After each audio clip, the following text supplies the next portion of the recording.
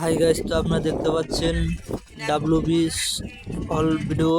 তো আমার নাম প্রদীপ দাস। আপনি দেখতে পাচ্ছেন এই সমুদ্রের আমি চিকুনি বকখালি জেটি ঘাটে। দেখুন সব রকমের বোমলা মাছ, এটাকে সব প্রিয় জাতীয় খাবার মাছ হিসেবে অনেকজন খায়। খুব প্রিয় মাছ, এটার নাম হলো বোমলা মাছ। দেখুন কি সুন্দর লাগে দেখতে। তো দেখতে পাচ্ছেন মাছগুলো কিরম করে ধুচ্ছে, কিরম করে পরিষ্কার করতে হয় ভালো করে দেখুন।